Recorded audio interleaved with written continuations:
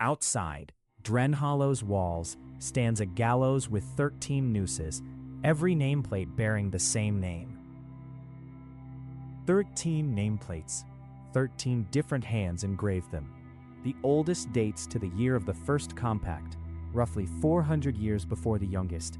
Same name, same crime, different centuries. This is not coincidence. This is policy.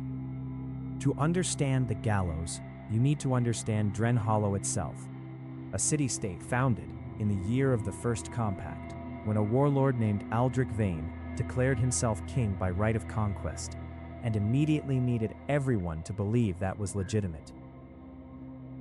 Vane's problem was ancient and universal.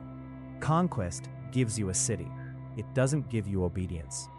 For that, you need a story, a reason why your authority is not merely force, but something ordained, inherited, or inevitable. Vane's court produced the Edicts of Foundation, 14 documents asserting that his authority descended from the Vale-Therian Compact between the land itself and its chosen steward. It was magnificent political theater. It was also entirely fabricated.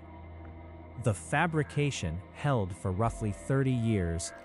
Then, in the 31st year of Vane's reign, a tanner's daughter named Maren Ashvale was born in the lower quarter of Drenhollow. She'd grow up to ask one question the Edicts of Foundation couldn't answer, and the city would spend 4 centuries trying to make it stop being asked. Maren Ashvale's name is recorded in the archivist's ledger alongside 2 facts. She learned to read from a traveling monk, and at 22, she stood in the public square and asked, in exactly 11 words, as the ledger transcribes them, who gave the first king his authority? Not who was the first king. Not whether the king was just. She asked about the source of authority itself, the mechanism, the chain of legitimacy.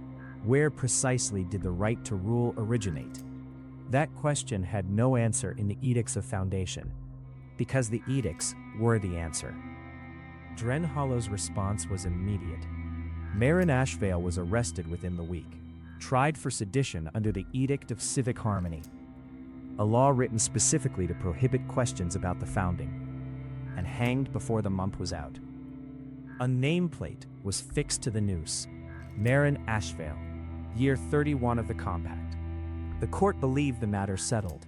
It was not. It would never be settled, because the question hadn't died with the questioner. It had been made visible. Here is where the history of Drenhollow becomes something stranger than politics. 47 years after Maren Ashvale's execution, a second person was born in the lower quarter. Same face, same voice, same question. The archivist's ledger records the resemblance with clinical precision and visible unease. The archivist, whose name and identity shifts across the ledger's 4 centuries, suggesting the office itself carries some uncanny continuity, noted that the second questioner, a weaver named Torvald Ashvale, bore the face of the first with unsettling exactness. Same bone structure, same gray eyes, same defiant posture. The bloodline explanation fails immediately. Torvald Ashvale was not descended from Maren. The families had no documented connection.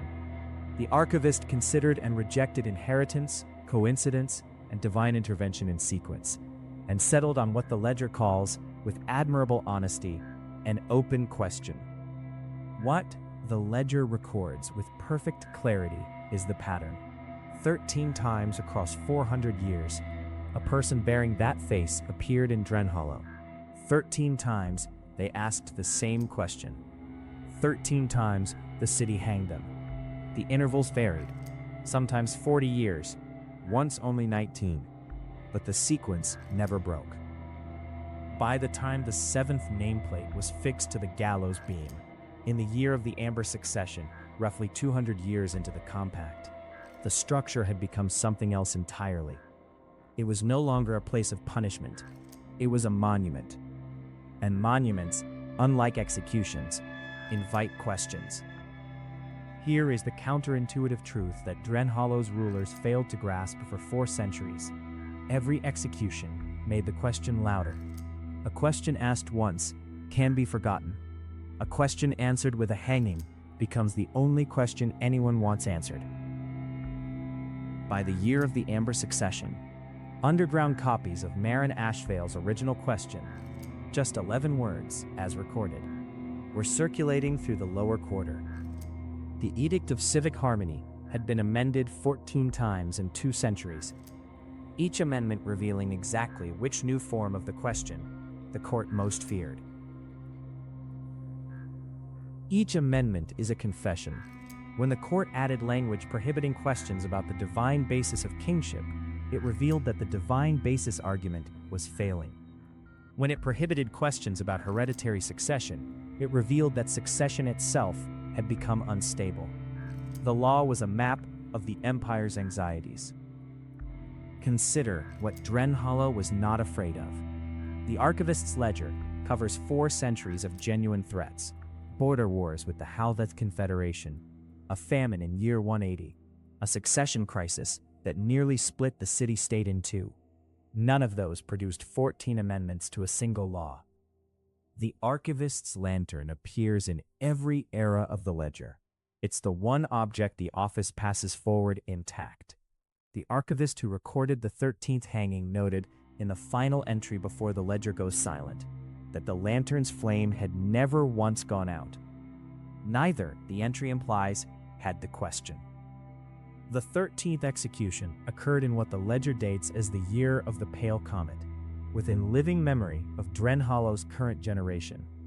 The nameplate is the least weathered of the 13. The engraving is clean. The iron still holds a faint shine, and the noose beside it holds nothing but air.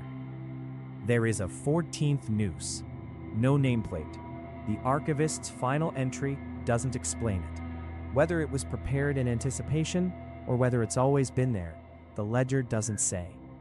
But its presence suggests that someone in Drenhollow's court believes the sequence isn't finished. The archivist's ledger makes this argument explicitly in the entry for year 212, the year the 5th questioner was hanged. The entry reads, "The garrison did not protect the compact today. The compact protected the garrison." Armies defend borders.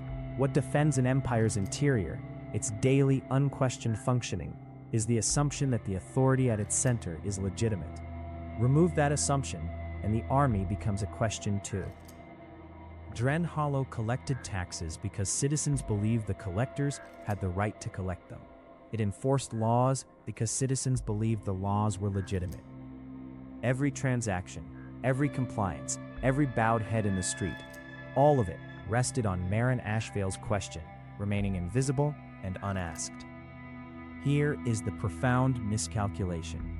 By building the gallows outside the Capitol gate, by making it the first thing every visitor and every citizen saw upon entering Drenhollow, the court hadn't buried the question. It had installed the question as the city's threshold. Every arrival began with 13 answered names and 1 unanswered why. The nameplates were positioned at reading height, a detail the archivist notes in year 140 with unmistakable irony. Drenhollow's court had built the city's most visited public text. The plates taught the name, the nooses taught the consequence. Together, they taught the question the court had spent 2 centuries trying to make unthinkable. The recurring face is the detail that separates this history from ordinary political suppression. The archivist's year 312 entry names it directly. The face is not the threat. The conditions that produce the face are the threat. Drenhollow's court kept executing the vessel while leaving the source untouched, which is why the ledger's 13 entries read less like a record of suppression and more like a record of a system repeatedly failing its own stress test. Silence a person, and you create a martyr. Silence a question, and you create a conspiracy. Silence both repeatedly across 4 centuries, and you've built the gallows of the unmarked, a structure that marks, with 13 iron nameplates, exactly what you couldn't afford to answer. This pattern is not unique to Vale Therion. The Helvetic Confederation, Drenhollow's rival to the north, as recorded in the year 160 border treaties, maintained a parallel practice. Public burnings of texts that questioned the Confederation's founding covenant, with the title of each burned text inscribed on a stone pillar outside the council hall. By year 200, the pillar listed 41 titles. It became the most read surface in the Confederation. The names change, the handwriting changes, the centuries change. The ledger's final surprise is not the 14th noose. It's a marginal annotation in the year of the pale comet entry, written in a hand that matches no previous archivist. It reads, "The name on the 13th plate was known to this office before the execution order was issued." The archivist knew. The office recorded it anyway. That's not passive documentation. That's a choice. And it's the only act in 400 years of this ledger that looks like resistance. Which returns us to the 14th noose, the one with no nameplate, no name, no date. It hangs at the end of the beam where the sequence stops for now. The archivist's final entry ends mid-sentence, as if interrupted. Somewhere in Drenhollow, the ledger implies, a face is being born that the city already knows how to recognize. Marin Ashvale's 11-word question was never answered, but it was never lost, because the court built a monument to its own refusal and placed it at the gate. The implication for any system, any institution, any authority is direct. The questions you refuse to answer don't disappear. They get engraved. Find the questions your institution won't touch, and you've found the map of what it cannot survive.